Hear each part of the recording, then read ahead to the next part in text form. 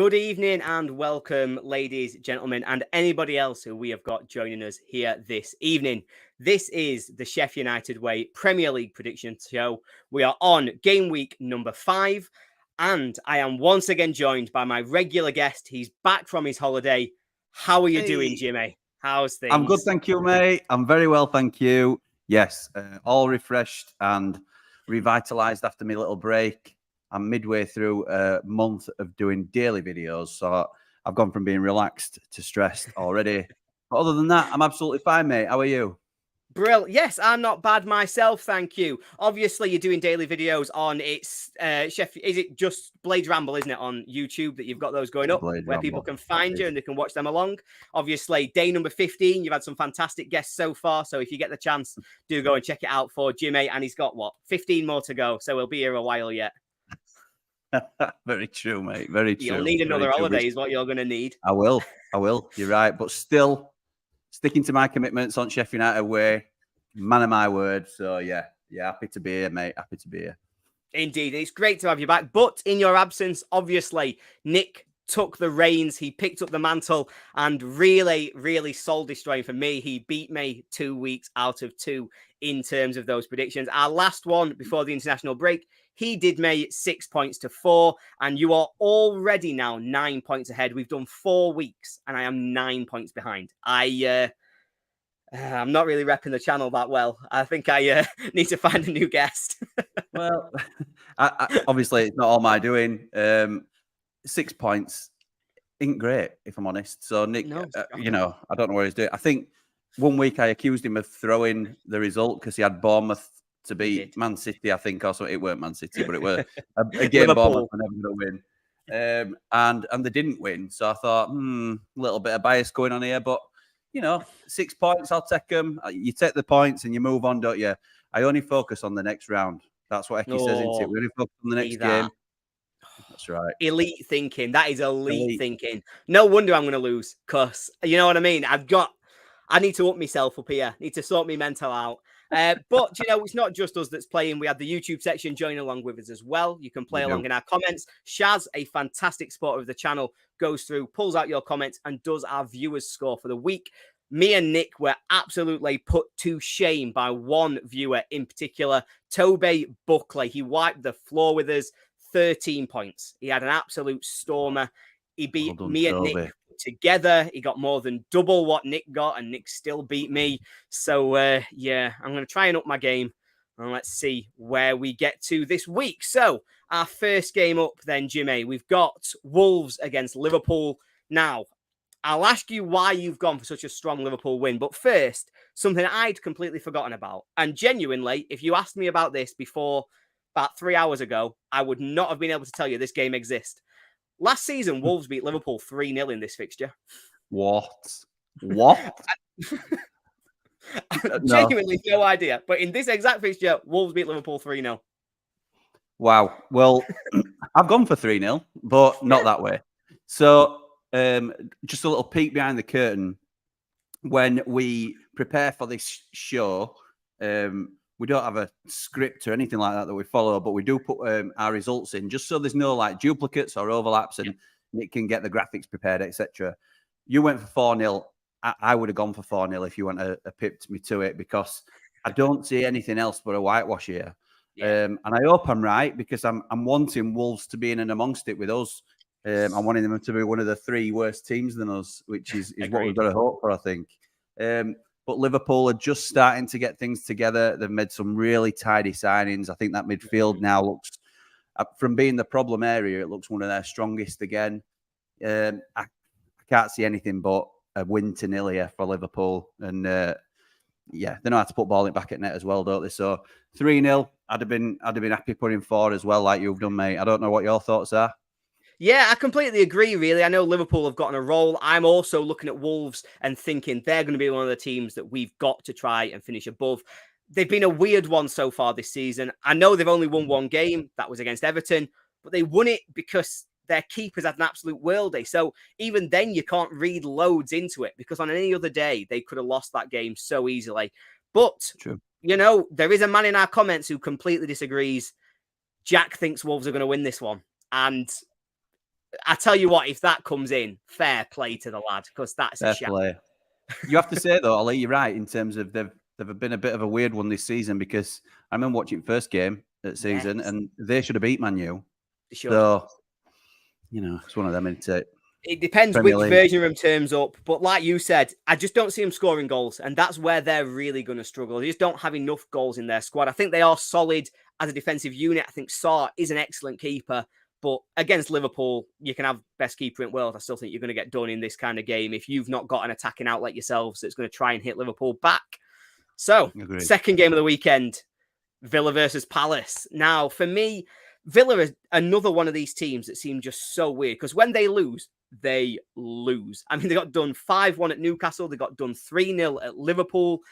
I think the issue that they've got is that they really like playing this high line, but their defenders can't really cater for it when teams are properly coming onto them and really increasing that pressure that they're being put under. So for me, they've really got to start thinking about how they handle transition, really start thinking about what their tactics should look like against some of those bigger teams. If they want to be top 6, which is where I'm going to predict them to finish, they've really got to sort out some of those defensive issues that just creep in when they start to be under pressure. But I don't think Palace are elite. I think Ebere is obviously a fantastic player. He can punish them if they're going to commit to the high line again. But nah, not for me. I think Villa are just a better team than Palace. Where have you landed?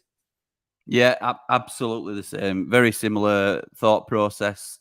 I would say before season, I thought Villa would be right up there. They made some really good signings. They spent a lot of money. And you think actually they're going to now push him, like you said, hope to be a top 6 side, pushing for a top 4 in the next couple of years. Yeah. But it's been so patchy for them. And, whether that's just because new players aren't clicking or whatever it might be. But again, in terms of Palace, I don't think they'll be in the little league of 6 that we tend to talk about at the bottom of the table with us.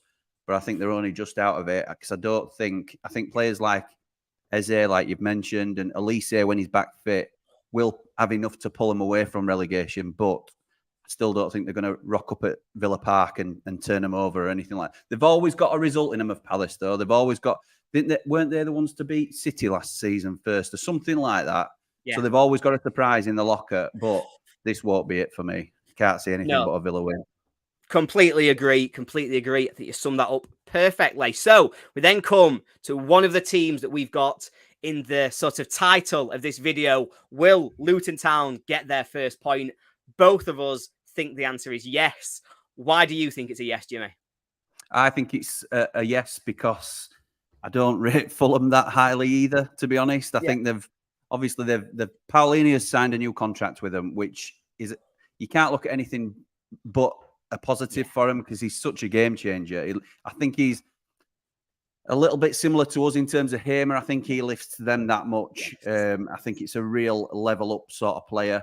But Mitrovic is a huge loss for them, huge loss. And I don't know where the goals are going to come from on a regular basis. So I think there'll be a shutout here, because Luton are a difficult side to play against. They know how to go away from home and shut up shop and be difficult to play against. We know all about that from last season. Tell me about it. So I think this is where they get the first point on the board. And to be fair, I think teams like Palace and Fulham, although I don't think they'll be massively involved in a relegation scrap, they're the ones that I've sort of got my eye on just to see if they do get pulled in at any stage, because like you said, they're not the teams that are going to pull away and start pushing for Europe. These will be mid-table and potentially be dropping off. So we'll see. Yeah, no, I completely agree. I've also got my question marks over Fulham. I'm not fully committed. Again, another fun one. I talked about it earlier with Liverpool. The last time these two played at Craven Cottage, Fulham won 7-0. Obviously, quite Mitrovic inspired, but certainly looks a little bit different to the kind of game that we're predicting here. I think I agree with you on Fulham. It's that loss of Mitrovic, which is, how do they replace that? How do they get the goals flowing? I think Palhinha is huge, obviously a massive player, but when you've got one player lifting you like that, it doesn't take much for that to derail if he gets injured. Right. Where does your season go from there? So, yeah, one to keep an eye on. Not necessarily worried, but I will just keep an eye on him. I note our comments. Everybody thinks Fulham are going to win. Like, there is not anybody who thinks, I want this to be true, because that looks like so much fun. It doesn't strike me that Luton are going to be that much fun this year. So I hope it comes in. But yeah, a lot of love for Fulham and a lot of writing off of Luton, which they might enjoy. Speaking of teams to be written off, though, Jimmy, we all know the big team that's being written off in the league this year, Man United, because nobody thinks that they're going to win their home games. I don't know what's happening. I should be coming in and I should always be talking. I grew up, obviously, same as you, I'm sure, sort of 90s, early 2000s. Man U just win all the time. And yet somehow now it's just not happening. I feel like they're a real mess of a club at the moment. I didn't like them because they were winning all the time as a kid. And right now, just don't like them now. They seem to handle all of their situations badly. They seem to, for a team that's got so much PR, are terrible at it. Like, how are they trying to manage all the situations they've got on so badly? Like, you're supposed to be the biggest club in the world, and they're just embarrassing themselves week after week. And I don't even think they're any good on pitch. Where are you at? I'm not quite there. I'm not as invested by the sounds of it either, to be honest. But there was an era as we were growing up that Man United dominated the Premier League in its first few years. We moved on to City, and they are, who knows how long they'll be successful for, because it looks like there's no stopping them at the minute. But yeah, I don't think they're as bad as everybody makes out. I mean, there were Liverpool before them, and Liverpool are always in the mix. You know, some seasons they have a poor season, but they're always in and around. And I think Man United will settle there. I always think teams have their natural level, and Man United will always be certainly in the hunt for Europe, if not a Champions League side. So long term, I don't hold any fear for them. But Brighton do not sleep on Brighton, because obviously they've lost Caicedo, and they turn over players like nobody's business. But these are the prime example of how to run a football club. And it's not people tend to think, it's easy, you just buy players cheap and then you sell them for loads. But there's so much money goes into that system to get those figures right. And Tony Bloom has invested an absolute fortune to get them where they are. But they do it superbly. And I think they are so underrated still. Evan Ferguson, he'll end up somewhere like Man U, I think, next season, because he's that good. And I think they are putting it together really nicely. And I fancy him for all 3 points here. I do. Yeah. And I'll tell you what, our entire chat agrees. I've just been putting up the scores and the predictions on screen. Every single person thinks Brighton are going to win.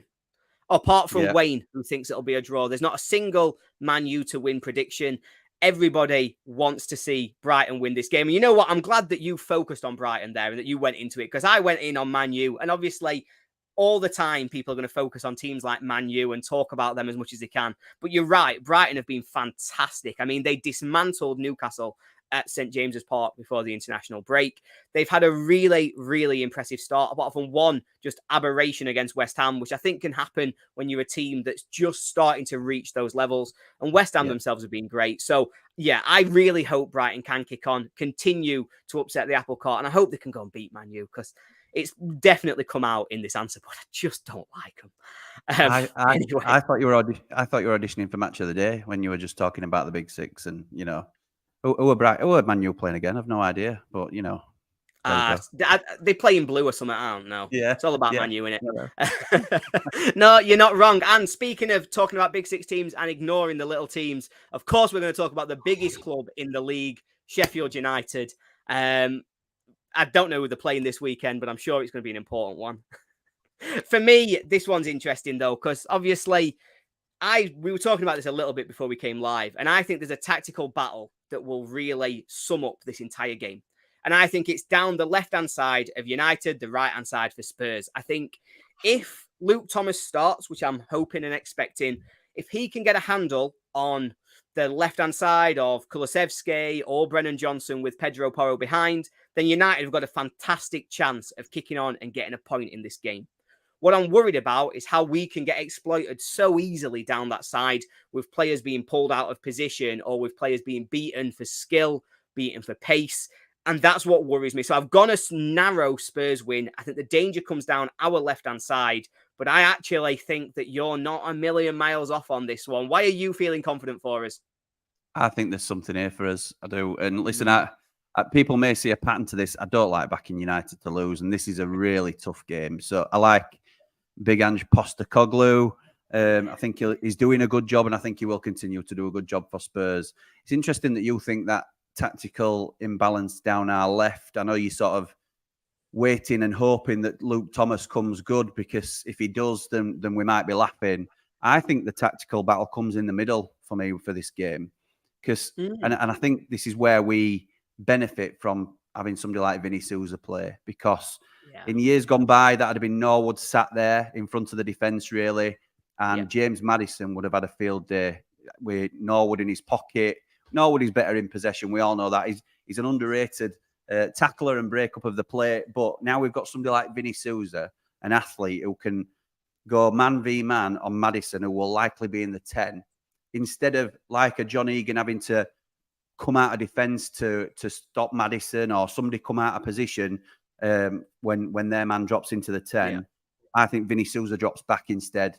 So it'll be a 2v2 in the middle. It'll probably be Norwood and Hamer against Bissouma and Sarr. And that'll be a battle. And when we're in possession, we might look all right. And when they're in possession, they might look all right. But I think in the middle is where it's going to be decided this time.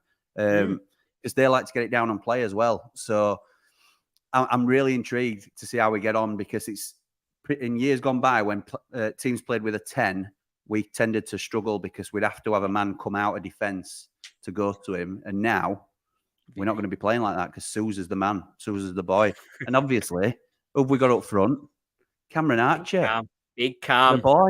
The boy. I've not actually spoke to you. Not actually spoke to you since we signed. I imagine that you've never been more excited. Euphoria, mate. Absolute euphoria. For those of you that aren't aware, I have been banging on about Cameron Archer ever since my channel started, really. Listen, I weren't the first to see him. I'm not claiming that, I'm the one that saw him from nothing. I only saw him when he first went to Preston, and I've loved him ever since. And he was the only player that I would have settled on after Illiman went. And I banged on about that for ages and ages. And it was just obviously coincidence that was the man we ended up going for. Yeah. But I genuinely think his ceiling is so high. And we have always got a chance of a goal with Cameron Archer in the side. Always. So come on, you red and white wizards. Now, if that I'll tell you what, get that played in dressing room before they start. Oh, Archer will bag hat-trick and we'll win easy. Hit a ramble on. That's what they've got to do. Sorry, Nick. Right, so. Sorry, Nick. Oh, it's all right. He'll not be watching. He's on holiday. So, after the main game of the weekend, we then have to come to some of these other sort of smaller teams that nobody cares about. Teams like Man City. And I think this one for me, I'm going to try and focus on West Ham, because I talked about this earlier. I think they very impressively started this season. They've got 10 points. They're unbeaten. They've beat Chelsea. They won away at Brighton, the only team that's not only beat Brighton, but that's not lost to Brighton. I think Ward-Prowse has been an inspired signing in how he's come in and made such a difference to their team. And I just think they're doing really well at the moment. They are slightly outperforming their XG, but not by loads. Michael Antonio is playing like he's back to his best. That just completely changes the entire shape of their attack. So I've been really impressed by West Ham. I think last season was probably, they were so affected by being in Europe and going so deep and winning the European competition. It affected them domestically. I think they will be much better this year, but it's Man City. And so everybody understands. Absolutely. And this is the second of two that I'd have gone for your score if you hadn't got it in first, because I think City are a touch too good for the vast majority of teams in the league, let's be right. But West Ham, you're right. And I think they've got players like Jared Bowen who don't get talked about enough, really. And I think these are game changers in their side. And you can't underestimate what confidence does for a team. And we're a prime example of that in our first season back in Premier League when we finished 9th. We did not have the quality to be 9th in the league, but we rode our confidence and plucked out results. And if West Ham get on a bit of a roll, Ward-Prowse has been categorised as a set-piece specialist, and he doesn't offer anything else to the side. He does. He's an all-round very good player. So it's quite a shrewd signing for 30 million. And I think, he's not going to be a Declan Rice like for like, but they've done very well to reinvest that money as they have. And I think they'll go well, West Ham, but this, like for most teams, this will be a bridge too far from, I think. end of the day, I think for everybody this season, the one thing that nobody is going to be judged on is how they do against Manchester City. It's the 2 games a season that you kind of go, hands up, we lose this one, we'll go again next week. And I think that's going to happen for West Ham, and I don't think they'll let this affect them too much. Too much. Okay, I'll take that. I'll let you have that, but I'm not a fan of the free hit mentality. I always think there's something that we were a gnat's hair away from a point against City, and who'd have put us down for that? So, yeah, I'm happy for West Ham to see it as a free hit, but the Blades will never be a free hit against anybody. Yeah, that's right. Everybody else can call it a free hit, but we're going to win at the Etihad. That's what you're saying, Jimmy, and that's what I like to hear. Archer hat-trick. You heard it here first. So moving on, we've got Newcastle Brentford. Now, we've obviously gone very opposite on this one. I will let you go first to tell me why Newcastle will win this one at home. I think they're due a win, and I think they've not started well, and I get that. And I think these probably fall into a similar category as what I was talking about with West Ham. They rode their confidence last year because I don't think the quality of the side is quite up to where they finished. But I still think they will get back on the horse. And at St James's Park, I think people forget with Brentford are a very good team as well. And I don't want to undersell them. But they've lost David Raya. They've lost the big one being Ivan Toney. Yep. And I think they will start to slow down. I'm not saying they'll be in any sort of trouble, but I don't think they'll consistently be able to push at the rate that they have done recently. And I think Newcastle will come good at some stage. Players like Bruno, again, another one that lifts the level of the whole side. And yeah, when you've got players like that in your side, you're going to come good eventually. So I fancy Newcastle to turn it around this time and, get the 3 points at St James's. Yeah, I can completely see that. And I do think there will be a switch at some point in Newcastle. I think they have really improved on the squad that they had last year. Been really impressed with Anthony Gordon. Obviously had a fantastic summer away with the under-21s. Has really kicked on and brought that form with him. But for me, I've seen some really, what I would call concerning signs at Newcastle, because they fell apart against Brighton last game just before the international break. And in the end, Brighton just completely picked them off. With 15 minutes to go, they also fell apart against Liverpool. Both of those games are at home. When you really think Newcastle are going to be strong at St James's, they've twice now kind of fallen apart and let teams come and take those points. And so I'm quite concerned about if teams are going to come and they're going to play at them, then I worry that Newcastle aren't quite going to be able to hold out against that. And I think Brentford are the kind of team that aren't going to go with fear. They're going to turn up and they're going to play their game the way they want to. It's been too many draws for Brentford to start, but they are still unbeaten. And so I think they'll go there with quite a bit of confidence. And I actually fancy them for the result. So this one might be the one that decides which one of us is looking at a win this time next week. Because, this is the controversial one. Maybe so, mate. I would counter that, though, with Liverpool and Brighton. I know that they were at home. You don't get much tougher fixtures than that.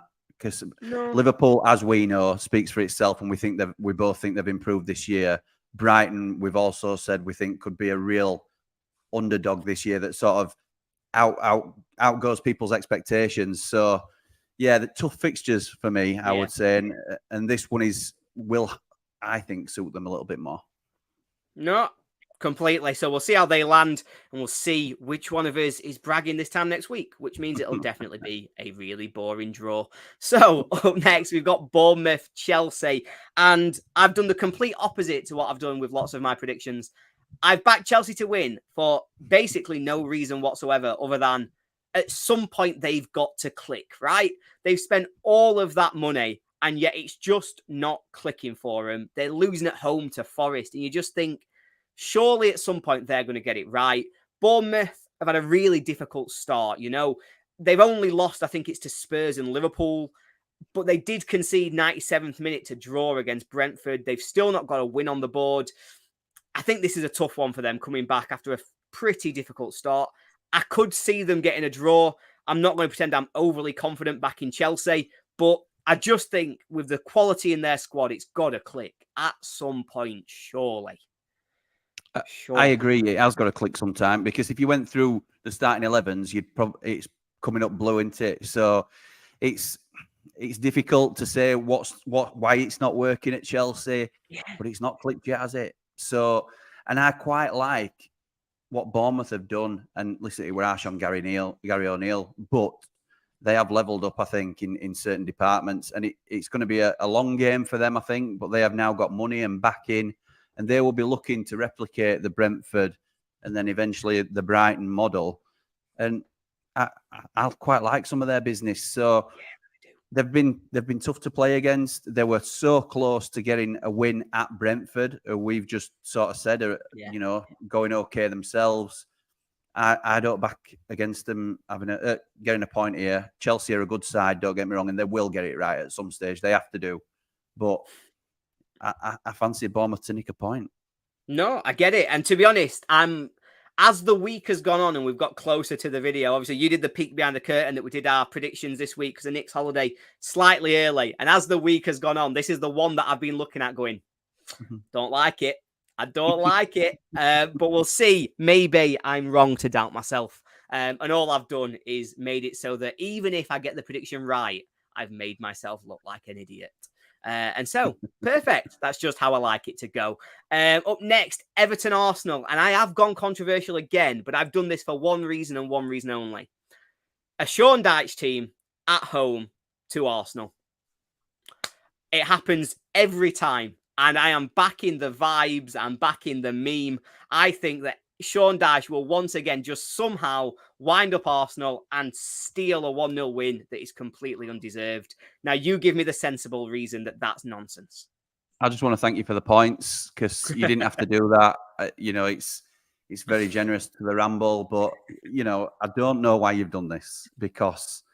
Look, I get what you're saying, and there is logic behind it. And I am a bit of a believer in things like bogey teams and bogey managers and things like that. So-and-so always gets it right against us. Snodgrass always used to score against us. All these sort of things, there is credence in it. But I think Arsenal need to get themselves going, and I think they will. I think they're too good for Everton. Everton are... Look, they turned up at the Lane I'm going to say last week, but a couple of weeks ago, and we both went for it. And you know, it could have gone either way that game, but that were them. That were them at their maximum, I think. And I think Arsenal will be too good for them. And that's what all logic dictates. And I think that's one of those where, you know, if you're going on form, you're going on the players. I agree. I think Arsenal would go out and win this game. But I just think there is that psychological block against Sean Dyche teams. We saw it last season when Arsenal were flying, were running to win the league. They still lost 1-0 away at Everton when Sean Dyche had just come in. And that can have a huge impact. So I hope I'm wrong, to be honest. I want Everton down there. I want them struggling. I don't want them picking up many points. But maybe they've got a little bit of good news about a takeover. Does that carry them? Does it create momentum? I don't know. I'm clutching at straws to try and back up this ridiculous prediction. But for some reason, I just fancy it. And I know this is a prediction show, mate, so we won't go too deep into it. But is that good news for Everton about the takeover? They were linked with us, and when we did a bit of looking, it looked dodgy. So there's already some murmurings that it's not the best deal for them. And listen, nothing against Everton, but we need 3 teams below us. So sorry, fair's fair. If it goes wrong, what can I say? Yeah, you know. We can't argue. Like you say, we need 3 teams to be lower than us. One of them, I think we all are hoping would be Everton. We've already talked about Luton. We've referenced Wolves. And there's one more who I think we'll be targeting. And they play Monday night. Obviously, they're away at Forest. And this is a really difficult one for me. And actually, I'm really interested because I think this will be the first game that properly tells us Burnley's level. They've had a really, really hard start. The games that they've had to play have been as tough as the games you can have in this division, really. Yeah, that's true. But they've played 3 games and conceded 11 goals. Like, at some point, even against the best teams in this league, you can't just be going out and shipping 5 because you've decided that you're going to commit to your style of football and you're just going to forget about defending. I just don't get it. Like, just find a way to make yourselves compact and defend. Don't just play kamikaze ball. Whereas Forest have been quite good. You know, they were unlucky against Man U, having gone 2 up. They were impressive against Arsenal and lost. Then they've beat Chelsea. Obviously, they beat us really late on. I actually think they're a decent team. I think they will be above that sort of bottom 6 league. I think they'll be able to be sort of settled in mid-table. And for me, on what I know now, I think Forest will win. But this will be the game that tells me more about Burnley and what level they're actually at. Yeah, I think I think that you've summed it up very well, and I think you're probably right. It will tell us Burnley's level. I've gone for a 1-1, and I won't lie, it's predominantly due to the fact that I don't like either side. And I hope as many points come off them as possible. So I couldn't bring myself to say I want Forest, not want Forest, but I think Forest will win. I think they're one of the worst run clubs in the country, and I don't mean that might sound daft because they've improved year on year, but the amount of money they've thrown at it so irresponsibly, you look at things, the Lewis O'Brien one jumps out at me, where you sign somebody for nearly 10 million and then you can't get him in your 25-man squad. Absolutely ridiculous. And then you're leveling up. So players like John Joe Shelby, who they've just sent out this season, I don't know how much they spent on him, but they'll have been paying him a shed load of wages, and they never really played him, and now he's gone. And same way, Emmanuel Dennis, who's gone today, paid a load of money for him, never played him. He's probably gone on a cut price deal. It's terrible business. But in that mess, they've leveled themselves up. And the players that they have brought in are of a certain quality, which I think will see them maintain the Premier League status. Burnley, as you said, have come up and tried to outplay the players. And you think, you're not going to play Man City and pass around them. You can't. It's so naive tactically. But listen, long may it continue. And if they want to do that, if they want to put Sander Bergen in the 6, long may that continue as well. So, best of luck to him. 1-1, Gibbs White own goal, Sander own goal. We're all happy. Fair enough. I think that gets them a point as well, and it does get them off the mark. And obviously, they might see that as being a good point. So, there's one thing left for us to cover off, Jimmy, and that is, of course, Shaz will kill me if I don't say it. What is your banker for this weekend coming? Well, I appreciate you letting me go first because I think there's one that jumps out, and it's Liverpool. I think Liverpool to beat Wolves is a no-brainer, and I hope I'm right because we need Wolves to be below us. But I think I like the look of Liverpool this year, and Wolves, I think will be down there with us. So yeah, Liverpool is my banker today. Who are you going for, mate? I wish I was going for Liverpool, but sadly, I don't want to be the one who chooses to go second and just copies you. So I am going to back Aston Villa at home to Crystal Palace. Yeah. Both of us were quite confident about Villa's chances. We both, I think, were thinking that they would really impose themselves on this game and really sort of rubber stamp that they are going to be a good side this year. And I think all the good sides will likely be looking at Palace as a game they've got to win, especially at home. So I'm going to back Villa as my banker for this week. So, Jimmy, another one done. Another one in the books. Mate. We'll come back next week and everybody in the comments will be telling me how genius I am for backing Everton. And then we'll all look great. So, thank you very much for joining me. No problem, but I'll hold my hands up if that comes in. That's fair. That's a big shout. Big shout, mate. So, yeah, it's controversial. Well, thank you for joining me. Is there anything you want to plug, Jimmy? Obviously, you're doing your month-long one-a-night ramble videos. What have you got coming up tonight? So tonight, if I don't get it edited in time, because I have recorded tonight's ramble, then we'll go live because I've committed to a daily ramble. We're doing a ramble every day in September. We're aiming for 5K before Christmas Day. We've just hit 3K. So thank you to everybody that supported us. Yeah, if you want to jump over tonight, we do it. The video that I've recorded is on a squad in-depth sort of breakdown. So have we got enough to stay in the Premier League? Where do we need to strengthen? Have we got enough, basically? But if that don't get edited in time, I'll see you about 9 o'clock when we go live.